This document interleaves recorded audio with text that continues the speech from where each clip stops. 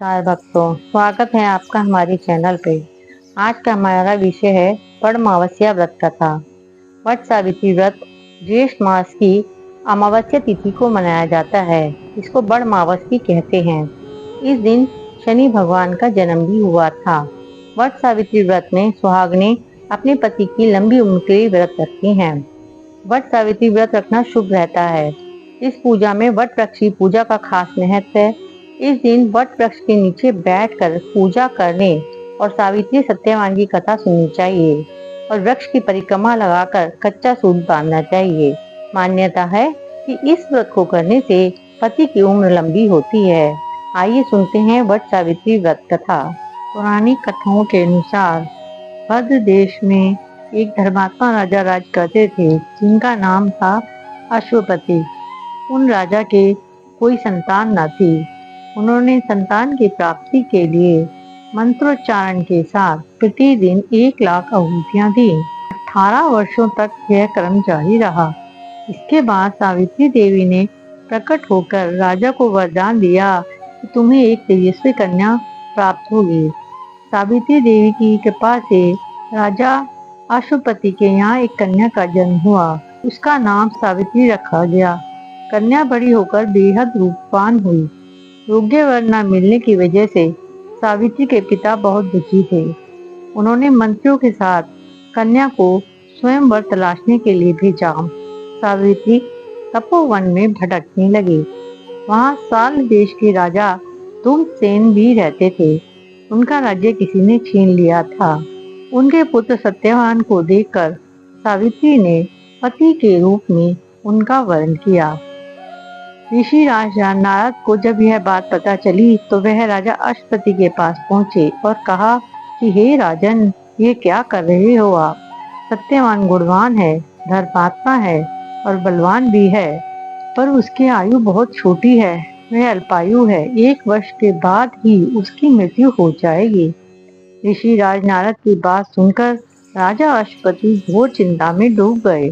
सावित्री ने उनसे कारण पूछा तो राजा ने कहा, पुत्री, तुमने जिस राजकुमार को अपने वर के रूप में चुना है वह अल्पायु है। तुम्हें किसी और को अपना जीवन साथी बनाना चाहिए। इस पर सावित्री ने कहा कि पिताजी, आर्य कन्याएं अपने पति का एक ही बार वर्ण करती हैं। राजा एक बार ही आज्ञा देता है और पंडित एक बार ही प्रतिज्ञा करते हैं और कन्यादान भी एक बार ही किया जाता है। सावित्री हट करने लगी और बोली, मैं सत्यवान से ही विवाह करूंगी। राजा अश्वपति ने सावित्री का विवाह सत्यवान से कर दिया। सावित्री अपने ससुराल पहुंचते ही सास ससुर की सेवा करने लगी। समय बीतता चला गया। नारद मुनि ने सावित्री को पहले ही सत्यवान की मृत्यु के दिन के बारे में बता दिया था। वह दिन जैसे जैसे करीब आने लगा, सावित्री अधीर होने लगी। उन्होंने 3 दिन पहले से ही उपवास शुरू कर दिया। नारद मुनि द्वारा कथित निश्चित तिथि पर पितरों का पूजन किया। माँ सावित्री की भी पूजा अर्चना की। हर दिन की तरह सत्यवान उस दिन भी लकड़ी काटने जंगल चले गया। साथ में सावित्री भी गई। जंगल में पहुंचकर सत्यवान लकड़ी काटने के लिए एक पेड़ पर चढ़ गया। तभी उसके सिर में तेज दर्द होने लगा। दर्द से व्याकुल सत्यवान पेड़ से नीचे उतर आया। सावित्री अपना भविष्य समझ गई। सत्यवान के सिर को गोद में रखकर सावित्री सत्यवान का सिर सहलाने लगी। तभी वहां यमराज आते दिखे। यमराज अपने साथ सत्यवान को ले जाने लगे। सावित्री भी उनके पीछे पीछे चल पड़ी। यमराज ने सावित्री को समझाने की कोशिश की कि यही विधि का विधान है, लेकिन सावित्री नहीं मानी। सावित्री की निष्ठा और पतिपरायणता को देखकर यमराज ने सावित्री से कहा कि हे देवी, तुम धन्य हो, तुम मुझसे कोई भी वरदान मांगो। सावित्री ने कहा कि मेरे सास ससुर वनवासी हैं और अंधे हैं, आप उन्हें दिव्य ज्योति प्रदान करें।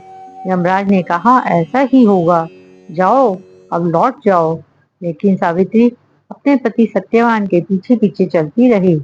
यमराज ने कहा, देवी, तुम वापस जाओ। सावित्री ने कहा, भगवान, मुझे अपने पति देव के पीछे पीछे चलने में कोई परेशानी नहीं है। पति के पीछे चलना मेरा कर्तव्य है। यह सुनकर उन्होंने फिर से उसे एक और वर मांगने के लिए कहा।